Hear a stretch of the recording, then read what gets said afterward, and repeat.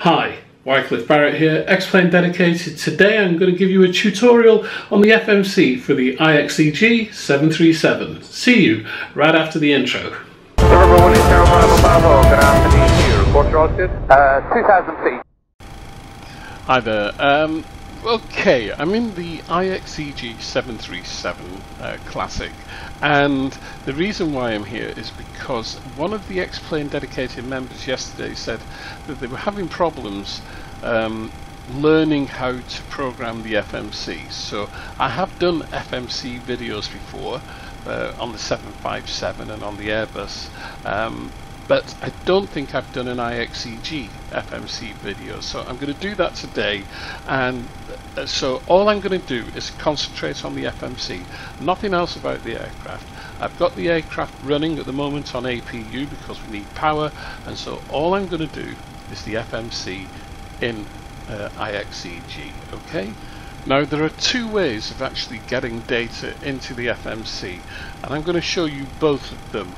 One of them of course is using EFAS, so let's just bring EFAS in here, and what I'm going to do is I'm going to create a flight plan in EFAS and then export that flight plan into the FMC. So we'll just do a really quick flight plan here, EGPF. So it's Cardiff to Glasgow. Click on compute. And there is the flight plan. It's a very short flight plan. I click on save. So the flight plan is saved in EFAS, and now I need to export. And you can see here all the aircraft that are ticked are the ones that I can export to. Okay, and then down here you've got the XFMC X-plane, and then you've got X-plane flight plan, which is the FMS. Okay, that's all I need to do. Now I click on export. You hear the noise, it says some exports failed. That's the IVAO one there and the VATSIM pre-file there. I don't know why I've got those ticks, but anyway, I do know that the others have all worked. So all the other ones, the green ones, have worked. Okay, so that is the flight plan exported. Okay, I'll show you what we need to do next. I'll just move this out of the way over here. So I've exported the flight plan. All I have to do now is click on FMC, Position Initialisation, Reference Airport, EGFF. Okay, so that's my reference airport. It's come up with my position there, and I need to move that down here so I can set the IRS.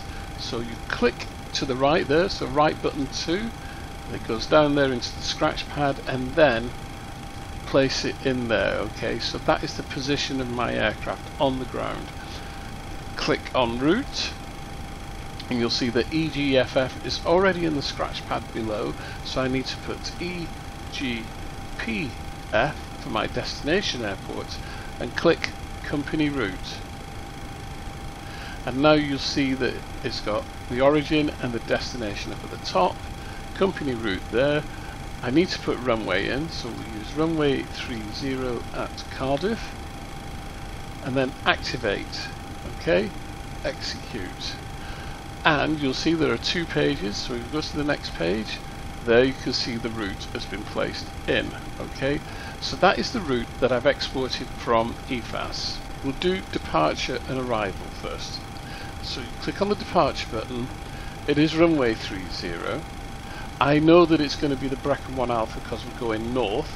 The Exmoor 1 Alpha is south. Okay, so I'm going north. So Brecon 1 Alpha, execute. Okay, when you see that light up, press it. Alright, so now if we go to the legs page, you'll see that I've got my standard instrument departure in there going to Brecon, which is the first waypoint. Some people have difficulty in finding the SIDS and stars, but the charts, and you really do need charts, your charts will help you. I don't need to use charts for Brecon and Glasgow because I know the route very, very well. So we now go to the arrival, so second right button there, click on the arrival. It's going to be ILS runway 23, yeah, and it'll be a Lanark 1 Bravo arrival. Lanark 1 Bravo arrival. There are two transitions, there's Glasgow and there's Gow. I'm not going to use the transitions because I know the route once again. So looking at the legs page now, We now have 7 pages of waypoints and fixes, so let's just click through. Here we have a route discontinuity. The way to get rid of this is I could click on Apple and just place it there. There we go, and that has gotten rid of that route discontinuity. Continue to check, and no, there are no discontinuities. So that is the whole route done there. What I need to do now is go to the initialisation reference page here. So this is my perf initialisation, and we need a couple of figures here. Okay, so where do we get those from? It's quite straightforward. We go to ground services here, just pull that up, and you'll see gross weight, cruise CG, gross weight. So down here I've got my gross weight as 44.87 tons, 44.8 because I can't get the 7 in. Click there. It puts the gross weight in, it puts my zero fuel weight in. Hasn't got the fuel, it's saying 4.9, so we'll put 4.9. There's my fuel. Oops, invalid entry. It's not actually enough fuel, but we'll put a reserve in of, say, a ton. Okay, and that's that bit done. The transition altitude is 6,000 feet here at Cardiff, and that you can find that on your charts. And normally it's 6,000 feet around the United Kingdom. Okay, so that is that. Don't need any more of that, so we can close that. Cruise altitude and cruise wind. Okay, I'm going to go up to 280. Altitude 280, there we go. And now that I've put that in, some other things have put here. So international standard aviation deviation, right? International standard atmosphere and deviation is blank. Cruise wind is blank. Top of climb outside the air temperature is blank. It's got a figure in there, but it might be incorrect. Now the way that you find this data, or the way that I find it, is by using FSGRW, Flight Sim Global Real Weather. Okay, so I'm flying at an altitude of 280, so I need to come down here and find the closest to 280, which is this one, 2,360, and the wind is 273 at 25 knots. 273/25. So we put that in there. Come on, there we go. I now need to find the top of climb outside temperature. So the top of climb, as I said, is 280. The closest one to 28 is 27. It's going to be minus 34 degrees. So we go minus 34 and put that there. And then it puts in the international standard atmosphere deviation, 42 degrees Fahrenheit, 6 centigrade. Okay, execute that. That is done. Now we need to go to our N1 limit, and the N1 limit here is what we can select for our engine. So a derated takeoff. You can choose any one of these derated takeoffs, but I tend to put my own in here. So we put in 45 degrees there.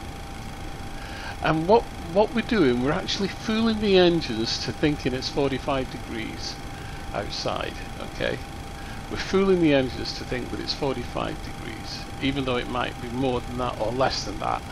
And that is an efficient temperature for the engines to operate at. Okay, so now go to takeoff.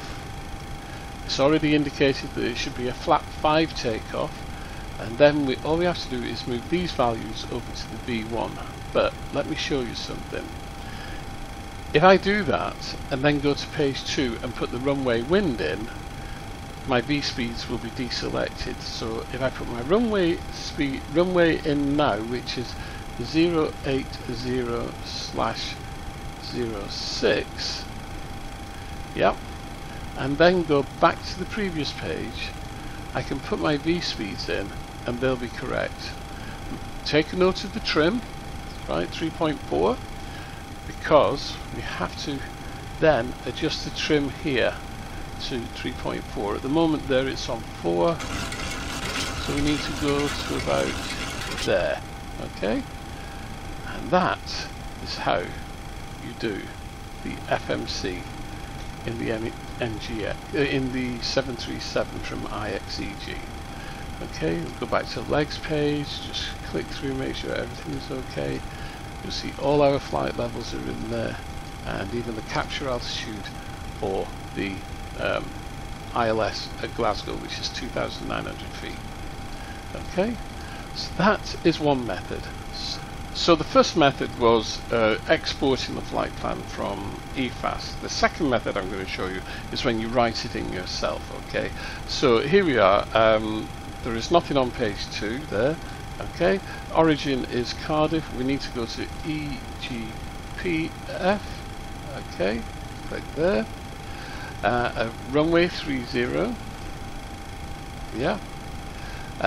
So now we need to go to the route. Okay, so this is where it gets a little bit harder. On the right hand side you put your waypoints, and on the left hand side you put your airways. So the first waypoint is Brecon, BCN over here.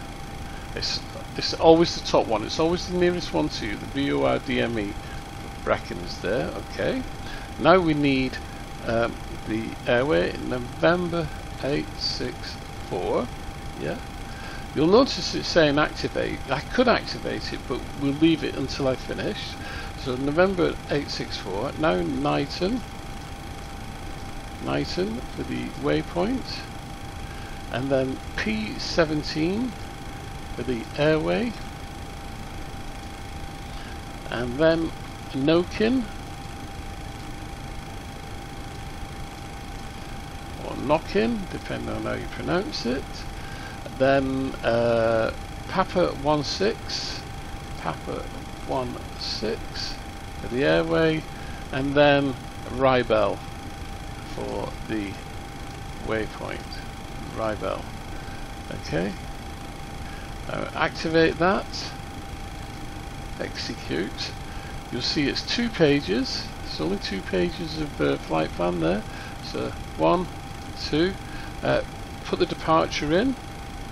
So the departure, as I said before, is runway 30 and Brecon 1 Alpha. There we go. Execute. And then we'll go to arrival. So ILS 23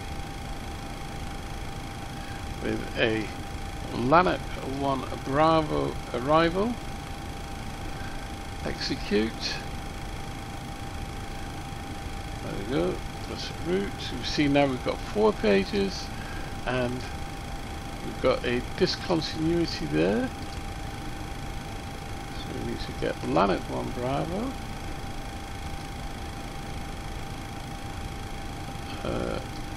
Hang on. Can we delete that discontinuity there? No, we cannot. Can we clear it? No, we cannot. Previous page. I think that's what I'm looking for. Sorry, I was on the wrong thing. Apple to there. There we go. That's it. And now everything is good. There's my route, and there's my legs. And of course it's put all the flight levels in for me because I'd already had that in perfect initialization. There we go. So everything else is in there in perfect initialization as well.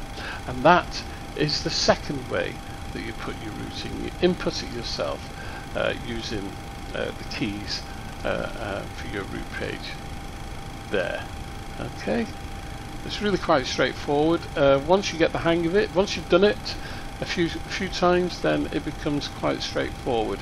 And then there, you've got climb page, cruise page, descent page, which are all different modes of the FMC as well. So you've got a hold page which you can use as well. So there is an awful lot, and it's a complex device.